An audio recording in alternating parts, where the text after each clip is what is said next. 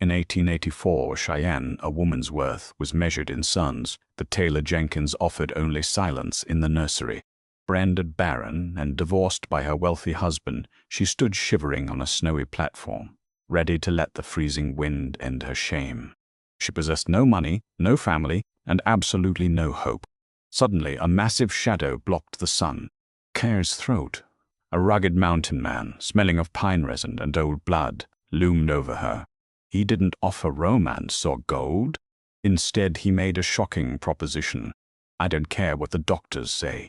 I have 9 kids. Come with me. The wind in Wyoming doesn't blow. It cuts. It searches for the gaps in your coat and the cracks in your spirit. And in the winter of 1884, it found plenty of both in Taylor Jenkins. At 26 years old, Taylor sat in the mahogany-paneled study of her husband Silas Kincaid. The room smelled of expensive cigars and the heavy, suffocating scent of leather polish. Silas was a man of significant property, a cattle baron who owned half the valley floor, and he looked at his wife not with hatred, but with the cold, detached disappointment of a man surveying a lame horse he would have to put down. Dr. the Callaway was quite clear, Taylor Silas said, not looking at her but arranging papers on his desk. The defect is yours, 5 years, no heirs. The Kincaid name requires a legacy. You understand that? Taylor gripped the fabric of a skirt until her knuckles turned the color of old ivory. Silas, please. Dr. Callaway is a country physician. We could go to Denver. We could. I've already filed the papers, he interrupted, his voice flat. Annulment is messy. Divorce, given the circumstances of your inability, is cleaner. You'll be provided with a small stipend enough to get you back east or wherever it is you people go when you fail. You people, as if she were a different species, as if she were broken furniture. The shame wasn't just private. In a town like Cheyenne, it was a public execution. By noon the next day, Taylor's trunk was on the porch. The servants, people she had treated with kindness for 5 years, wouldn't meet her eyes. They knew. The whisper network had already done its work. Taylor consented, barren, dry, useless. She took a room at a boarding house on the edge of town, the kind of place where the wallpaper peeled like sunburned skin, and the hallway smelled of boiled cabbage and despair. For 3 weeks she looked for work. She was educated. She could play the piano. She could read Latin. She could embroider lyres on silk. But the frontier didn't need Latin. It needed muscle, and it needed mothers. She tried the general store. We don't need help, Mrs. Kincaid, the owner mumbled, looking at his boots. She tried the schoolhouse. A woman who cannot rear her own. Well, it sets a poor example for the children, don't you think? The headmistress said with a sniff. By the 4th week, the stipend Silas had given her was gone. She sold her wedding ring, a heavy gold band that had felt like a shackle, to a pawnbroker for $12. It was a Tuesday when she hit the bottom. She was sitting on a bench outside the train depot counting coins. She had enough for a ticket to nowhere or enough for food for a week. She couldn't have both. The snow had started to fall, thick, heavy flakes that promised a burial. She watched the train steam out of the station, the whistle screaming like a dying animal, and she thought, if I just sit here long enough, the cold will take me. It would be peaceful. She closed her eyes. You're blocking the wagon loading zone, Mom. The voice was like grinding gravel, deep, resonant, and entirely lacking in polite society's softness. Taylor opened her eyes. Standing before her was a mountain, not a literal one, though he was nearly the size of one. He wore a coat made from a bear's hide, the fur still thick and dark. His beard was a tangled thicket of black and gray, hiding most of his face except for 2 eyes that were the shocking clear blue of glacial ice. He terrified her. I apologize, Taylor stammered, trying to stand, but her legs were numb from the cold. She stumbled. A hand the size of a shovel shot out and caught her arm. It wasn't a gentle grip, but it kept her from face-planting into the mud. Your Kincaid's cast off, the man said. It wasn't a question. Taylor pulled her arm back, a flash of her old pride igniting. I am Taylor Jenkins, and you are rude, the giant snorted. It might have been a laugh. He looked her up and down, not with lust, but with the same critical eye a carpenter uses to check a beam for rot. I'm Elias Blackwood. People call me Bear. I'm heading back up the mountain before the pass closes. I heard about your situation. Clear his throat, My situation is none of your business, Taylor said, turning away, tears stinging her eyes. I heard you can't breathe, Elias said brutally loud. Passers-by turned to look. Taylor felt her face burn. That fits me fine. I don't need a wife for breeding. I've done enough of that. He stepped closer, blocking the wind. I need a woman who can cook, sew, and hold a line. I live at the timberline. It's hard living, but it's living. Taylor looked at him confused. Claire's throat. Are you offering me a job? I'm offering you a life, Elias grunted. I have children. Their mother died of the fever last spring. I've been trying to keep them alive, but I'm a trapper, not a nursemaid. I need help. You need a home. You come with me. You take my name so the church folks don't come sniffing around and you look after them. Claire's throat. Taylor stared at him. He was a savage, a mountain man who likely lived in a cave. How many? She whispered. How many children? Elias spat a stream of tobacco juice into the snow. 9. Taylor's breath hitched. 9. Oldest is 16. Youngest is still in clouts. They're wilder than badgers. It ain't a charity offer, woman. It'll probably kill you, but it's better than freezing to death on a bench in Cheyenne. He held out a hand. It was calloused, scarred, and stained with earth. The wagon leaves in 10 minutes. With or without you, Taylor Jenkins did not take Elias Blackwood's hand because she trusted him. She took it because the only other option was the void. They were married an hour later by a drunken justice of the peace in the back of the saloon, a ceremony that took 3 minutes and cost Elias a beaver pelt. He didn't kiss her. He simply nodded, signed the paper with a heavy C, though noticed he hesitated as if he could write but chose not to, and said, "Let's go." The wagon ride was an endurance test. Elias drove a team of 4 mules, the wagon loaded high with sacks of flour, salt, sugar, and ammunition. They left the flat plains of Cheyenne and began to climb. For the first 2 days they barely spoke. Elias was a creature of silence. He seemed to listen to the woods rather than the person sitting next to him. Taylor, wrapped in a buffalo robe he had tossed at her, watched Claire's throat the world change. The sagebrush gave way to scrub oak, and the scrub oak gave way to towering ponderosa pines. The air grew thinner, sharper. Why me? Taylor asked on the 3rd day. They were stopped by a stream to water the mules. There are plenty of women in town. Desperate women. Elias looked at her, cutting a piece of dried venison with a knife that looked sharp enough to shave with. Town women are soft. They want silk and safety. You've been burned. A woman who's been burned knows the value of the fire. He paused. And you can't have kids. That means I don't have to worry about you dying in childbirth next winter. I can't belly another wife, Taylor. The ground up there, it's too hard to dig graves in January. It was the most he had said, and it chilled her more than the wind. He wasn't cruel. He was pragmatic to the point of brutality. By the 4th day, the wagon could go no further. They reached a small cabin at the base of a steep trail, a cache point. Here they transferred the supplies onto the mules' backs. We walk from here, Elias said. Walk? How far? 6 hours straight up. The climb broke her. Taylor's boots, fine leather meant for parlor floors, were shredded within the first mile. Her lungs burned, every muscle in her legs green. Elias moved with a deceptive rolling gait, carrying a 100-bell pack as if it were feathers. He stopped only twice, waiting for her to catch up, his expression unreadable. He didn't offer to carry her. He watched her struggle, slip and pull herself up by tree roots. He's testing me, she realized, wiping sweat and dirt from her forehead. If I quit now, he'll leave me here. As the sun began to dip behind the peaks, casting long purple shadows across the snow, they crested a ridge. Home, Elias grunted. Taylor looked up, expecting a shack. What she saw stopped her dead. It was a homestead carved out of the mountain itself, a massive main cabin built of logs thicker than oil drums, with smoke curling lazily from 2 stone chimneys. There was a barn, a smokehouse, and a corral. It sat in a high alpine meadow, sheltered by a granite cliff face. It was beautiful in a rugged, terrifying way, but it was the noise that hit her first, screaming, yelling, the banging of metal.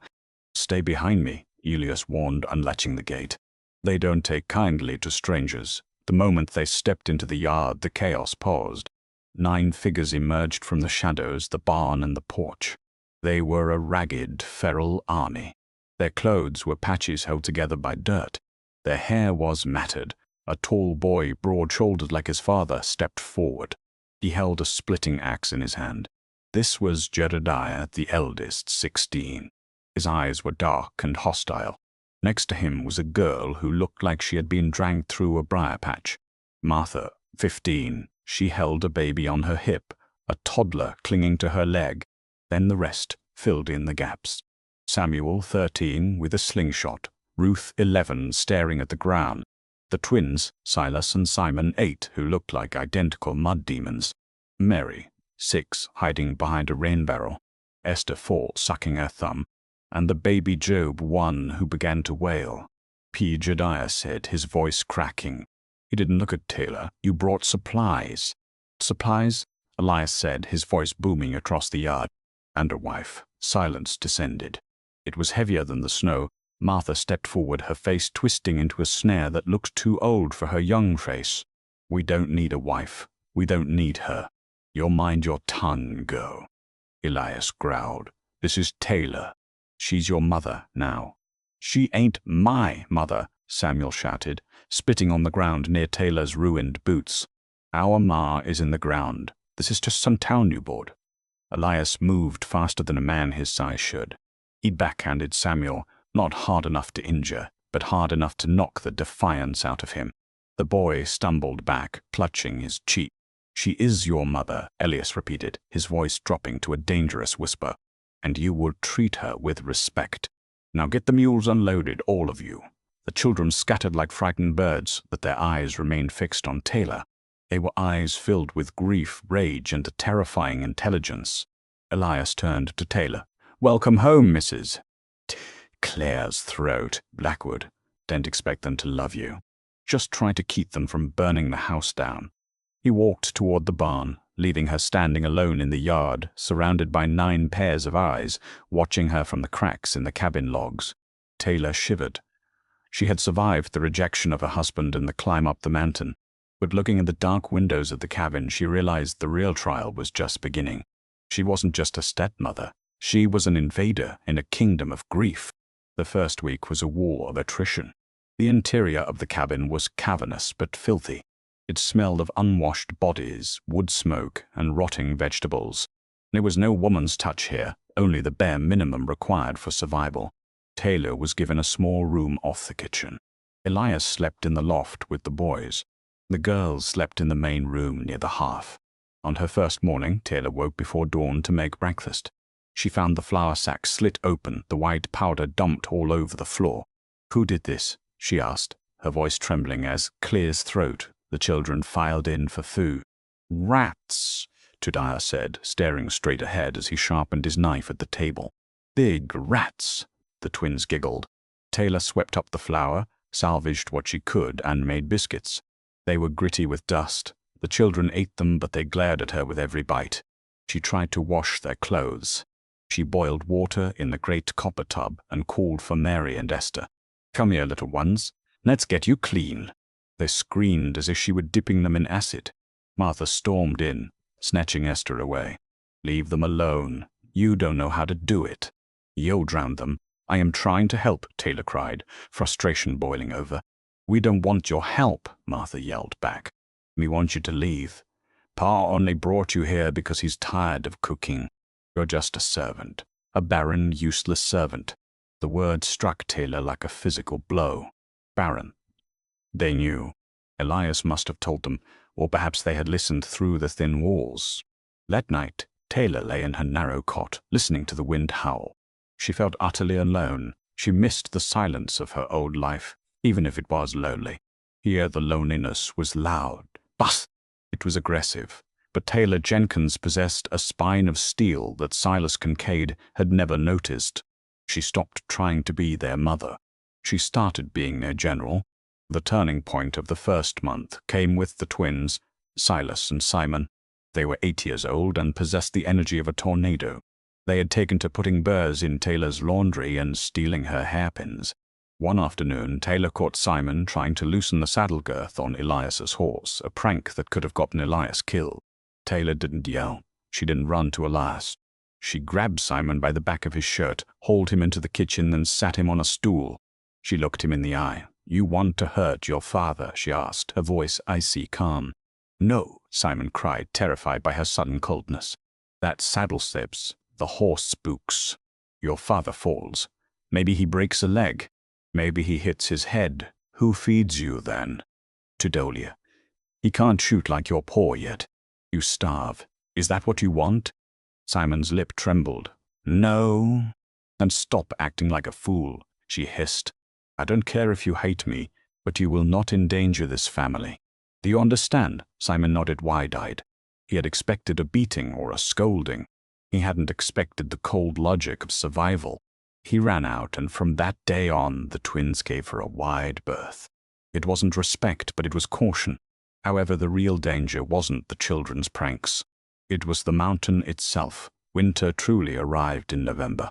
The snow piled up to the window sills. The family was sealed in. The cabin fever was palpable. Elias was gone for days at a time, checking trap lines. Taylor was left alone with the 9. One evening, baby Job, the 1-year-old, fell silent. He had been colicky and loud since Taylor arrived, but this silence was worse. He was burning up, his breath rasped in his chest. The crew, Martha was pacing, holding the baby, tears streaming down her dirty face. "He's dying. He's dying like Ma." "Give him to me," Taylor said, stepping forward. "No, you'll kill him," Martha screamed, backing away. Taylor didn't ask. She stepped in and slapped Martha across the face. It was a shocking, sharp sound. Martha froze, stunned. "Give him to me," Taylor commanded, her voice ringing with authority she didn't know she had. Martha handed the baby over. "Boil water!" Taylor barked at Judodia. "Get me the eucalyptus oil from your father's pack. Samuel, bring more wood now." For 3 days and 3 nights, Taylor did not sleep. She created a steam tent over the cradle using blankets and boiling water. She sat inside it with Job, holding him upright so he could breathe, singing soft lullabies that were lost in the steam. She force-fed him drops of water and honey. The other children watched from the shadows. They saw the town lady, the barren woman, covered in sweat, her hair a mess, fighting death with her bare hands. On the morning of the 4th day, the fever broke. Job opened his eyes and let out a hungry wail. Taylor slumped against the cradle, exhausted. She felt a hand on her shoulder. She looked up. It was Elias. He had returned in the night and watched her. "You saved him," Elias said softly. Taylor nodded, too tired to speak. I made coffee," Martha said from the doorway. She held out a tin cup. Her eyes were red, but the hatred was gone. It's probably too strong, but it's hot." Taylor took the cup. Her hands shook. "Thank you, Martha. It wasn't love, but the war was over.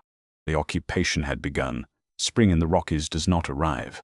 It explodes. One day, the world is white and dead. The next, the creek is roaring like a freight train, tearing chunks of ice from the banks, and the meadows are suddenly violently green. For Taylor, the thaw brought a different kind of blossoming. The woman who had been discarded in Cheyenne, like a broken doll, was gone. In her place was a creature of the high country.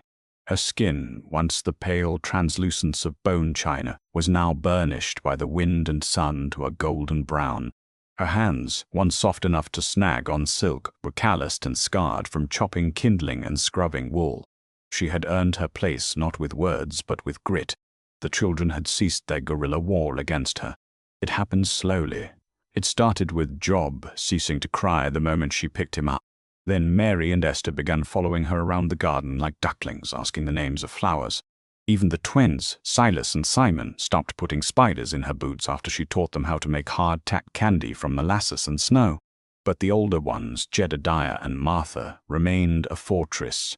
They watched her with a mixture of suspicion and grudging respect.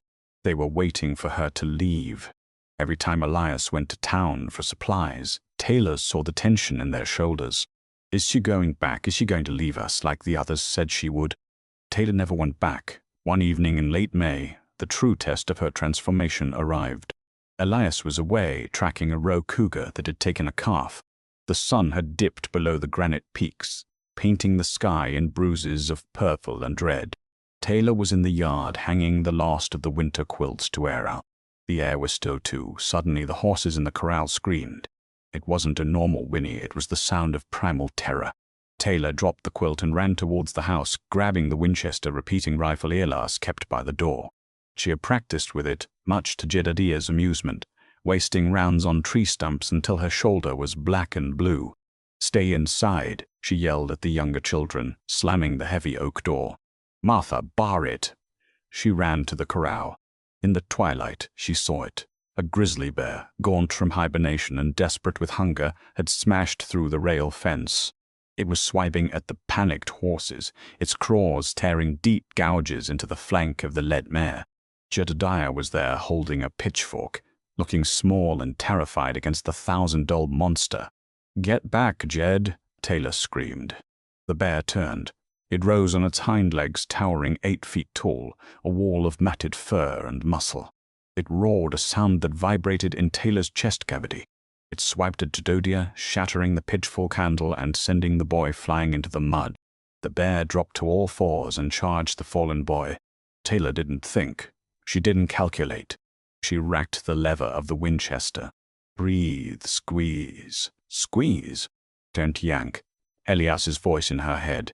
Crack. The bullet hit the bear in the shoulder. It roared in fury, turning its attention from Jedi to the woman standing 20 yards away. It charged her. Taylor racked the lever. Crack missed. The dirt kicked up near its paw. The bear was closing the distance. 10 yards 7. She could smell its rot, the scent of old blood and wet fur. She racked the lever again. She stood her ground. She didn't tremble. She aimed for the spot between the eyes, just as I had shown her on the target stumps. Crack! The bear's momentum carried it forward, sliding through the mud, collapsing just feet from where she stood. Its heavy breath rattled once, twice, and then stopped. Silence rushed back into the valley, broken only by the whimpering of the injured mare. Jedediah sat up in the mud, clutching his bruised ribs. He looked at the dead bear. Then he looked at Taylor. He looked at the smoking rifle in her hands. For the first time, he didn't see a stepmother. He didn't see a barren woman. He saw a protector. You killed it," Jedi whispered. "Are you hurt?" Taylor asked, her voice shaking now that the adrenaline was fading. She rushed to him, checking his ribs. "I'm fine," he said, wincing. He looked her in the eye. "Good shot, Ma." The word hung in the air. "Ma," he had meant to say it. It slipped out. Taylor froze. She reached out and brushed the mud from his cheek. "Let's get this meat dressed before the wolves smell it. We have work to do." When Elias returned 2 days later, he found the grizzly skin stretched on a drying rack and the family eating bear stew. He listened to Jedediah tell the story, his eyes moving from the boy to Taylor. Later that night, after the children were asleep, Elias sat by the fire cleaning his pipe. Taylor was mending a shirt. "Jed says you stood your ground," Elias said quietly. "I had to," Taylor replied, not looking up. "Most men wouldn't have stood that charge," Elias rumbled. He stood up and walked over to her. He was a mountain of a man, usually so guarded. But tonight the walls were down. He reached into his pocket and pulled out a small wrapped parcel. "I was in Laram, saw this." Taylor unfolded the paper. Inside was a comb made of tortoise, clear as throat, shell with a silver inlay. It was delicate, beautiful, totally impractical for their life here. It was something Taylor Kincaid would have worn to the opera. "Elias, you ain't just a hand here, Taylor," Elias said, his voice rough with emotion he didn't know how to express. You brought the sun back into this house. I see it. The kids see it. Well, I think it." He hesitated, then reached out, his rough hand cupping her cheek. It was the first time he had touched her with tenderness. "I know I ain't much," he said. "I'm rough wood, but I'd burn down the world to keep you warm." Taylor leaned into his hand, tears pricking her eyes. She had been married to a rich man who saw her as a broodmare. Now she was married to a poor man who saw her as a queen. "I am home, Elias," she whispered. "For the first time in my life, I am home." He bent down and kissed her. It wasn't the polite peck of a society husband. It was hungry, desperate, and real. It tasted of tobacco and hope. For a month, life was perfect. The family was whole, but happiness in the West is a fragile thing. often shattered by the greed of men who draw lines on maps they've never walked. The trouble arrived in August, not with a roar, but with the squeak of a saddle. Taylor was churning butter on the porch, watching Samuel and Ruth chasing butterflies in the meadow. The dog, a wolf hybrid Elias kept, stood up and growled low in its throat. 3 riders emerged from the tree. They weren't mountain men.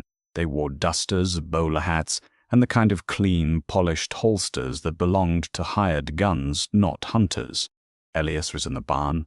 Taylor stood up, wiping her hands on her apron, her heart hammering a warning against her ribs. The lead rider was a man Taylor recognized instantly. Frank Canton. Taylor's blood ran cold.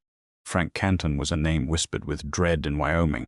A former sheriff, a regulator, a hitman for the Wyoming Stock Growers Association. He was a man who solved problems for rich cattle barons, usually with a rope or a bullet. "Afternoon, Mom," Canton said, tipping his hat.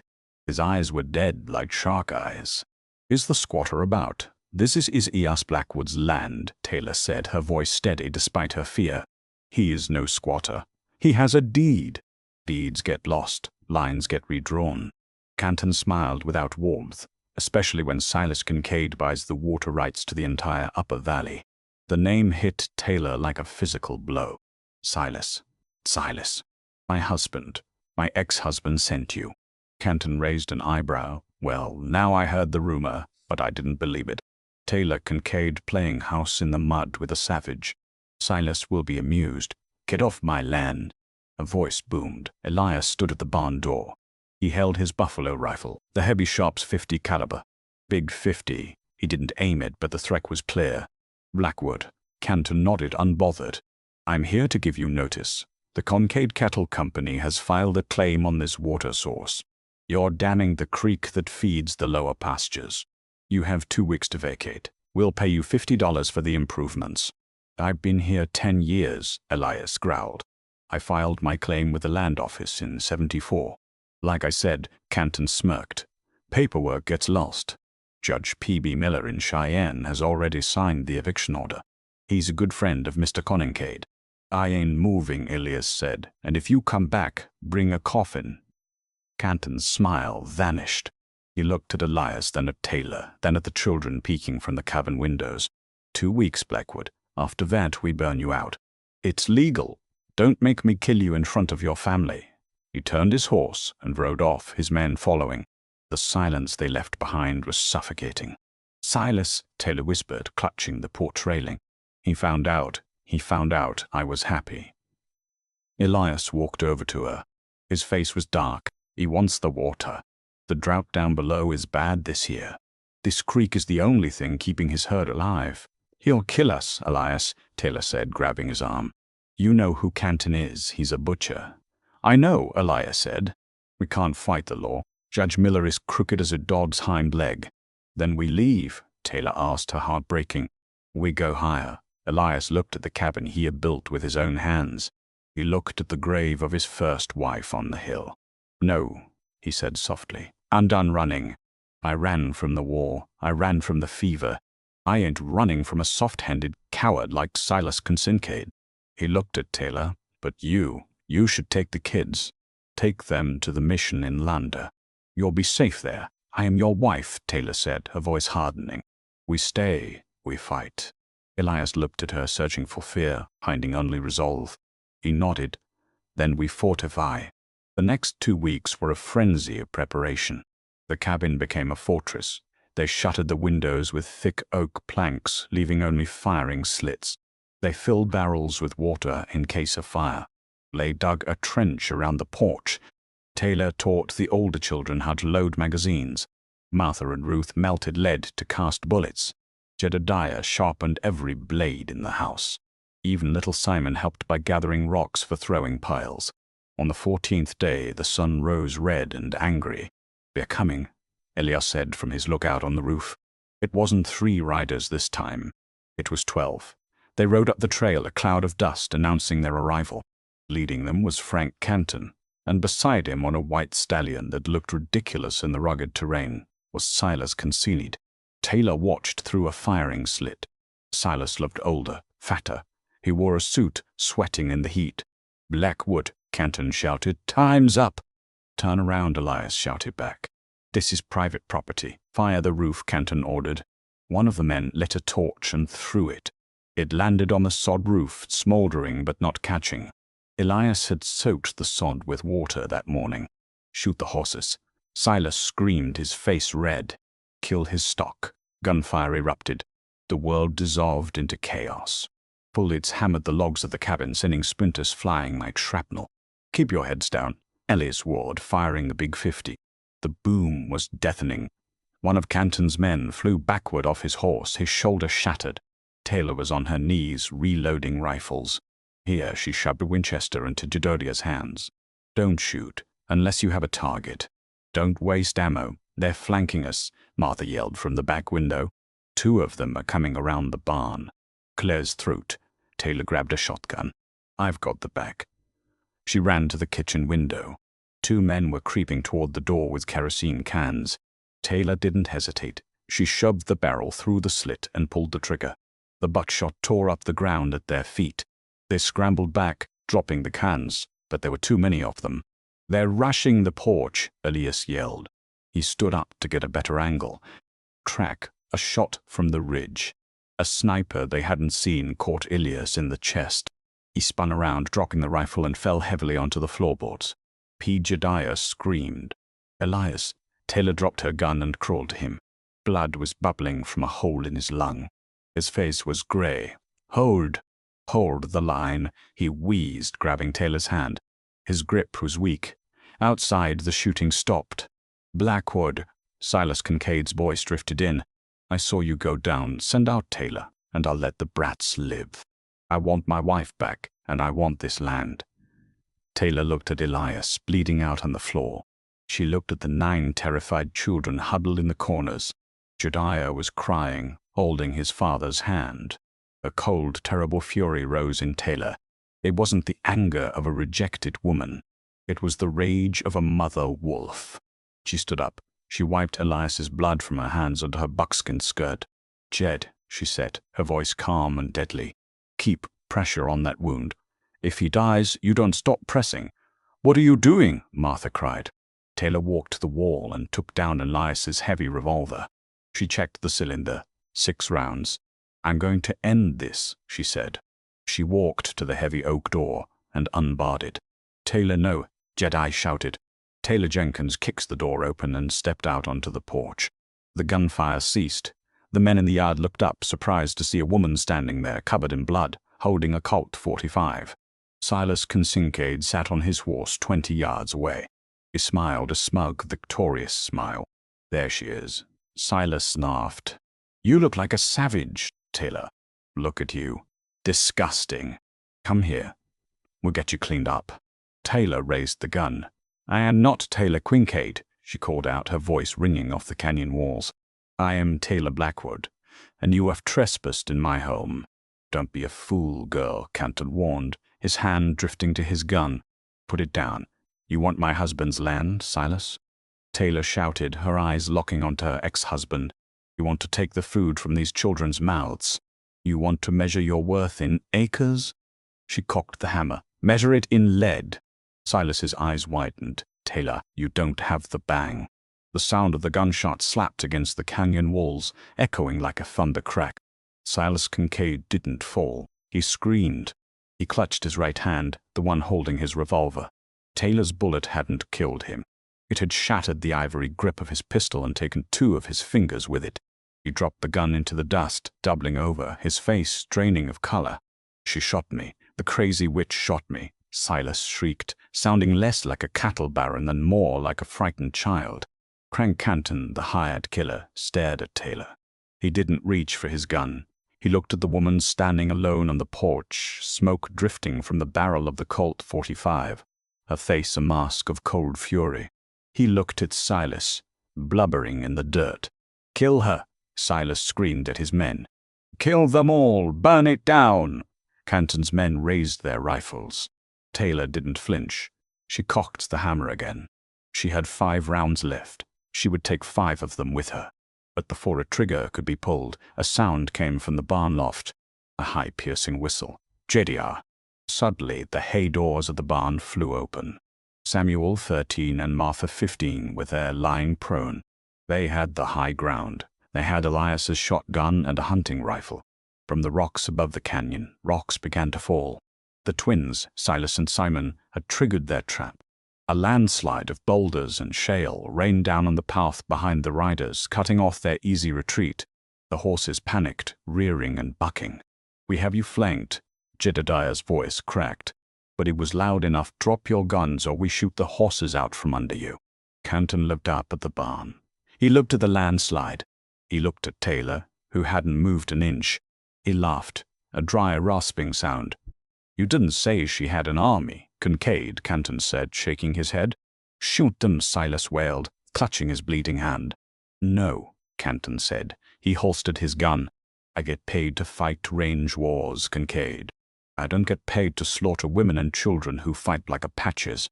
This ain't land clearing, this is a massacre waiting to happen. And I don't think it's going to be them dying." Canton tipped his hat to Taylor. It was a gesture of genuine respect. "You got grit, Mrs. Blackwood. I'll give you that."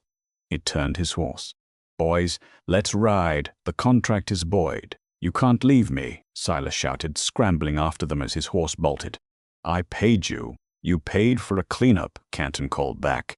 "You didn't pay for a war." The hired guns turned and rode away, picking their way over the rock slide. Silas was left standing alone in the yard, holding his mangled hand, blood dripping onto his expensive boots. He looked at Taylor for the first time. He saw her, really saw her, not as an ornament for his parlor, not as a broken vessel, but as a force of nature. "Go home, Silas," Taylor said, her voice quiet but carrying across the yard. "Go back to your empty house, and if you ever step foot on this mountain again, I won't aim for the hand." Silas Kincaid, the richest man in the valley, turned and began the long, humiliating walk back to town, sobbing into the silence of the mountains. Taylor watched him go until he disappeared around the bend. Only then did her legs give out. She collapsed onto the porch steps, the heavy revolver clattering from her shaking hands. The door burst open. The children swarmed her, not attacking her, but holding her. Martha was crying, burying her face in Taylor's neck. Little Job was wailing. Jedediah ran from this barn, sliding into the dirt to check on her. "Mama, are you hurt?" "I'm fine," she gasped. "Your father?" "Check your father." They rushed inside. Elias was pale, his breathing shallow, but his eyes were open. He was looking at the door where Taylor stood, framed by the light. "Did you get him?" Elias wheezed. "Twah!" "I took his trigger fingers," Taylor said, kneeling beside him, tears finally spilling over. "He won't be shooting anyone ever again." Elias smiled, his teeth stained with blood. That's my girl." The gunshot that echoed through the canyon did not just shatter Silas Kincaid's hand. It shattered the old order of the valley. But victory in the Rockies is rarely without a price. Elias Blackwood survived, but the man who rose from that blood-soaked floorboards was not the same Titan who had carried Taylor up the mountain years before. The bullet had missed his heart by less than an inch, cracking a rib and punching a hole through his right lung. For 3 months he lay in the great bed Taylor had built, fighting a fever that burned hotter than the wood stove. The mountain man who had once wrestled bears now needed Taylor's help to lift a spoon of broth to his lips. It was in those long, quiet nights that the dynamic of the ranch shifted irrevocably. Elias remained the heart of the family, his wisdom guiding them like a north star. But Taylor became the spine. She took over the ledgers. She negotiated the fur prices in Laram. She organized the winter feed. The children, once wild saplings, grew straight and strong under her pruning. While the Blackwood clan knit itself back together with scar tissue and love, the valley below was facing a reckoning. The winter of 1886 arrived with a ferocity that old-timers still speak of in hushed tones. History calls it the Great Die-Up. The blizzards howled for weeks without pause, burying the plains in drifts 20 feet deep. The cattle barons, men like Silas Kincaid, who measured their power in head counts, watched helplessly as their empires froze to death standing up.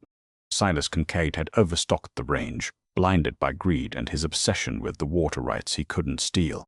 When the thaw finally came in the spring of 1887, the collies were choked with the carcasses of his prize hereafers.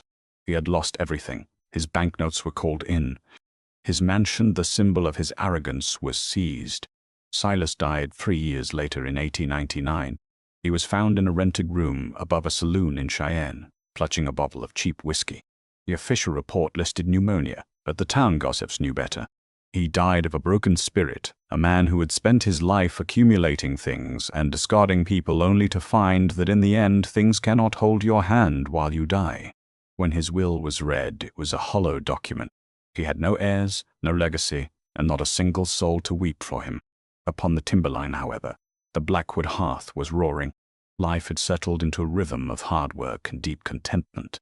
Taylor was 32 years old now. Her hair had streaks of silver in it, badges of the winters she had survived. She believed her life was set. She would raise these 9 stepchildren. She would grow old with Elias, and she would leave the world better than she found it. But fate, it seemed, had one final card to play, a twist so cruel and yet so magnificent that it defied all logic. It began in the early spring of 1890. The snow melt was swelling the creeks and the wild flowers were pushing through the frost. Taylor began to feel a strangeness in her body. A profound fatigue settled into her bones.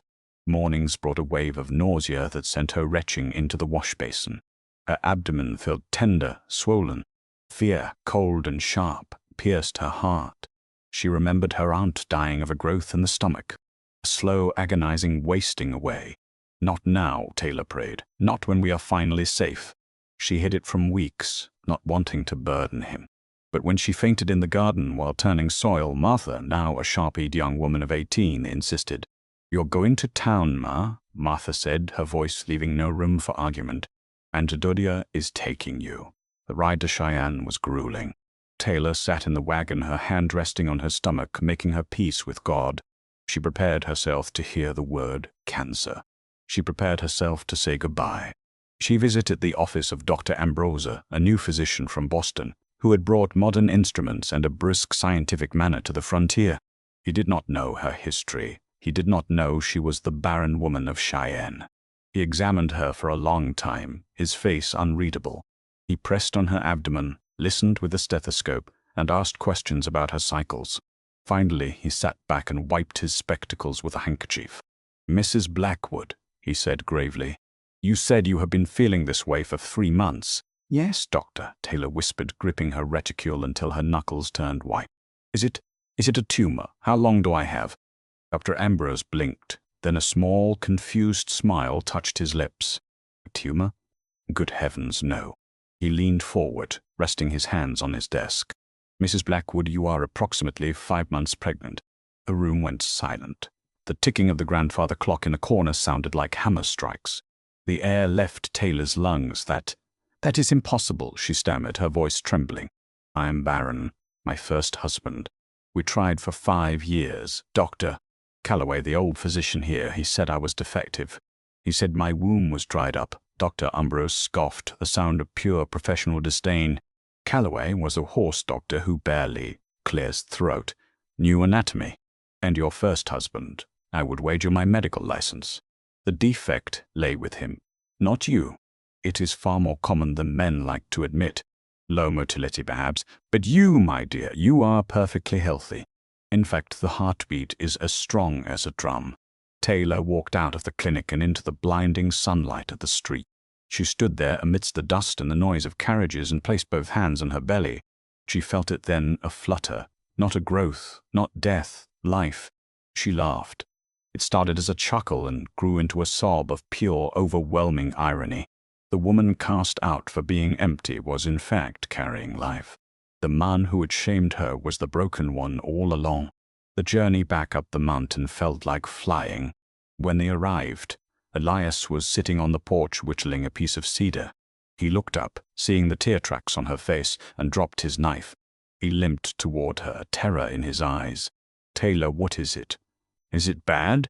Taylor walked to him, took his large, calloused hand, the hand that had built this house, the hand that had saved her from the train station, and placed it on the curb of her stomach.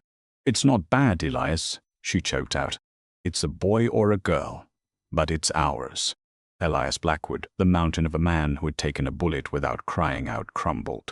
He fell to his knees in the dirt, wrapping his arms around her waist, burying his face in her apron.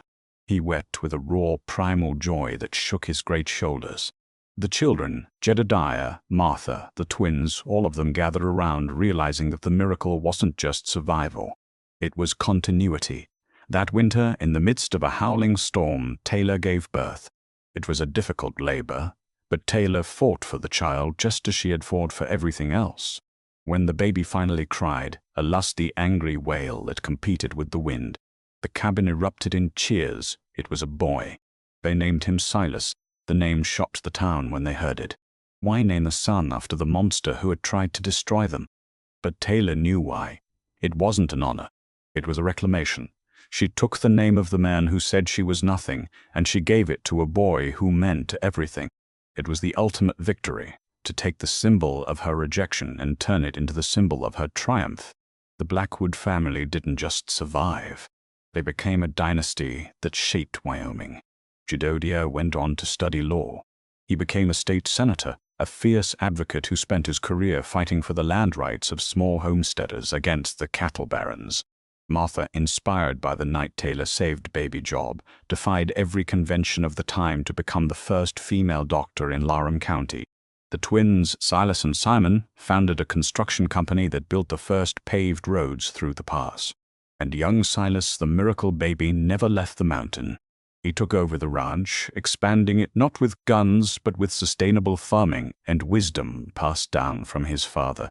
Taylor lived to be 84 years old. She watched her children grow, her grandchildren play in the meadow where she once faced a grizzly bear, and her great-grandchildren learned the story of the wolf mother. She died peacefully in her sleep in 1942, her hand resting in the hand of young Silas. Her obituary in the Cheyenne Lader did not mention her first marriage. It did not mention the scandal or the divorce. It simply read Taylor Blackwood, beloved wife of Elias, mother of 10, grandmother of 42. She found a broken family in the snow and made it whole. She was the mountain that never moved. She was buried next to Elias in the high alpine meadow under a slab of granite that Jedediah had carved himself. It didn't have a Bible verse or a date. It bore only 3 words, the invitation that had saved her life on that freezing train platform in 1884. Come with me. Taylor Jenkins was told her life was over because she didn't fit the mold of what a woman should be. She was rejected, shamed, and left to freeze. But in the end, the barren woman left a legacy larger than the man who discarded her. It turns out family isn't about bloodlines or DNA. It's about who stands next to you when the bear charges and who holds your hand when the fire burns low. Silas Kincaid died with a vault full of gold and an empty heart. Taylor Blackwood died with nothing in her pockets, but she was the richest woman in the West. Did you love this story of justice and survival? If you did, please hit that like button. It really helps the channel grow and lets me know you want more true grit Western stories like this one. And if you haven't already, subscribe and ring the bell. I have a story coming up next week about a saloon girl who became a mayor, and you won't want to miss it.